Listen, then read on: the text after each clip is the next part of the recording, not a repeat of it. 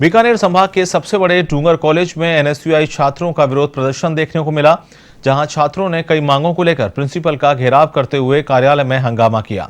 छात्रों का कहना है कि सबसे बड़ा कॉलेज होने के चलते आवेदक ज्यादा हैं और सीटें कम हैं। ऐसे में 25% सीटों में बढ़ोतरी की जाए। वहीं ई मित्र के आधार पर भी सत्यापन होना चाहिए।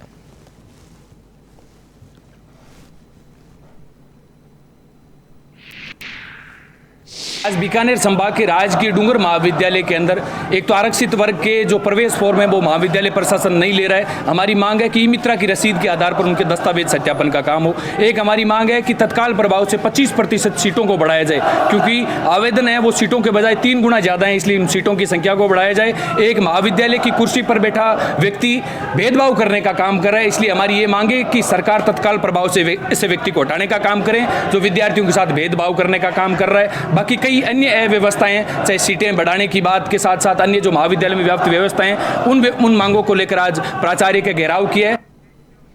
भीलवाड़ा नगर विकास न्यास से हटाए गए 81 संविदा कर्मियों ने जिला कलेक्ट्रेट पर प्रदर्शन किया।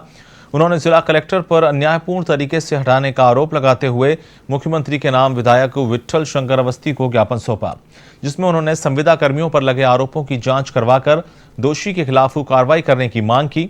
पीड़ित संविदा कर्मी आशा चौहान ने बताया कि पिछले दिनों यूआईटी के संविदा कर्मियों पर रुपए मांगने के आरोप लगे थे, जिसमें जिला कलेक्टर ने जांच भी नहीं की और सभी 81 संविदा कर्मियों को बिना किसी नोटिस के बाहर का रास्ता दिखा दिया। हमारे पास अब कोई काम भी नहीं रहा है, इसके कारण परिवार चलाना भी दूभर हो गया है।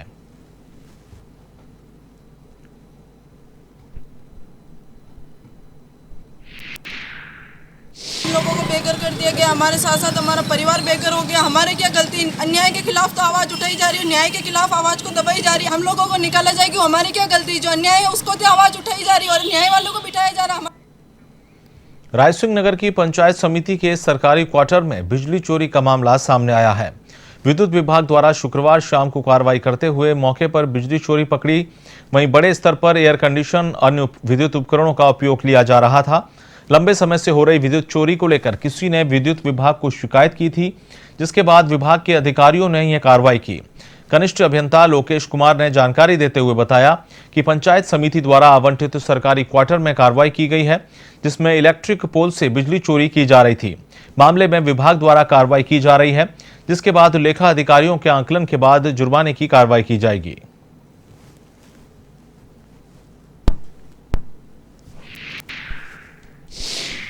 किसी क्वार्टर के अंदर विद्युत चोरी हो रही है, तो साथ में उसका कनिष्ठ अभियंता द्वारा मौका चेक किया गया, जांच की गई, तो उसके अंदर सीधा पोल से तार लगा के सीधी चोरी करते हुए पाए गए। तो उसका असेसमेंट बनवाकर संबंधित को नोटिस दिया जाएगा और जुर्माना नहीं भरने पर उनके खिलाफ कानूनी कार्रवाई की जाएगी।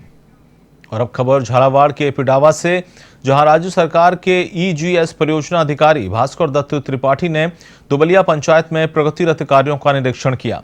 कनिष्ठ लिपिक शिवम पाटीदार ने बताया कि ईजीएस परियोजना अधिकारी के साथ में जिला परिषद, नरेगा अधिशासी अभियंता, पंचायत समिति के अभियंता ने ग्राम पंचायत में प्रगतिरत कार्यों का निरीक्षण किया। इस दौरान चारागाह विकास कार्य और नर्सरी विकास कार्य का निरीक्षण किया।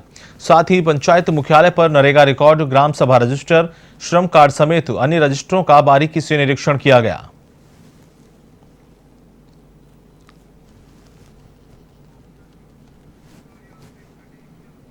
सुमेरपुर में जवाई कमांड क्षेत्र के जल उपभोक्ता संघ के चुनाव 14 साल बाद अब होंगे। चुनाव को लेकर जवाई नहर खंड विभाग ने मतदाता सूची बनाने की तैयारियां शुरू कर दी हैं। जवाई नहर खंड सुमेरपुर के अधिशासी अभियंता एनके बालोदिया ने बताया कि कृषकों की सहभागिता अधिनियम 2002 के तहत जवाई कमांड क्षेत्र के जल उपभोक्ता संघ के चुनाव 2007 के बाद नहीं हुए। चुनाव करवाने के लिए किसानों की पुनः मतदाता सूची बनाने की प्रक्रिया शुरू की जा रही है। इस बार खसरा मालिक के साथ ही उसकी पत्नी का नाम भी जोड़ा जाएगा। मतदाता सूची बनाने के बाद एक बार पूर्व संगम अध्यक्षों को लेकर और सार्वजनिक स्थानों पर चस्पा कर आपत्तियां मांगी जाएगी। इसके बाद पूरे कमांड क्षेत्र के 15 जल उपभोक्ता संघ के टीसी सदस्य और अध्यक्षों के चुनावों की तारीख की घोषणा भी की जाएगी।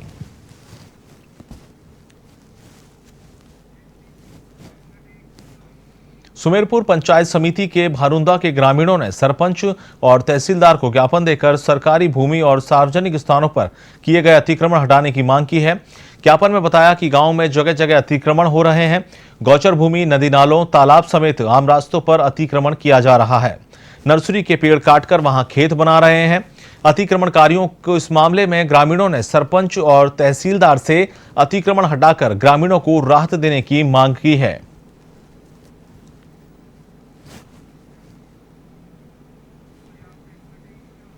नागौर जिले के मेड़ता में अधिक वर्षा होने से फसलों में खराबी सामने आई है।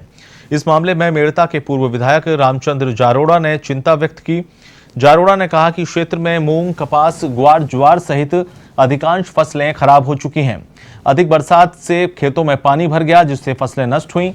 जारोड़ा ने प्रदेश के मुख्यमंत्री अशोक गहलोत, राजस्व मंत्री, मुख्य सचिव से निवेदन किया है कि बीमा कंपनियों को निर्देशित करें कि वे समय पर गांव में पहुंचकर फसल के खराबे का जायजा लेकर इसकी रिपोर्ट दें। इससे राज्य सरकार किसानों को समय पर खराब फसलों का अनुदान दे सके और किसानों को राहत मिले।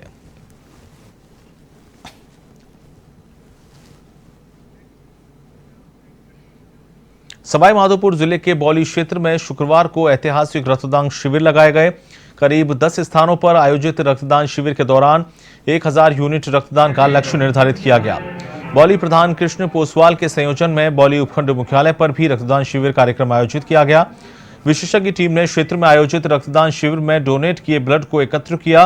प्रधान कृष्ण पोसवाल ने बताया कि भाजपा नेता सीताराम पोसवाल के जन्मदिन को लेकर युवाओं में खासा उत्साह देखने को मिला।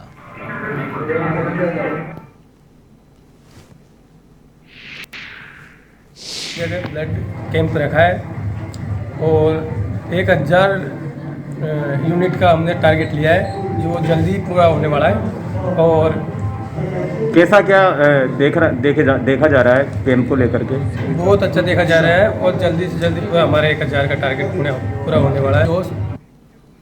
बीकानेर में शुक्रवार को सरस वेलफेयर सोसाइटी की ओर से रक्तदान शिविर का आयोजन किया गया। इस रक्तदान शिविर में करीब 300 यूनिट रक्तदान किया गया। देहात भाजपा जिला अध्यक्ष ताराचंद सारस्वत ने बताया कि पिछले 7 सालों से सोसाइटी रक्तदान शिविर लगा रही है और इस बार भी सोसाइटी के सदस्य गजानन सारस्वत की पुण्यतिथि पर रक्तदान शिविर लगाया गया, जिसमें समाज के युवाओं ने बढ़ चढ़कर रक्तदान किया।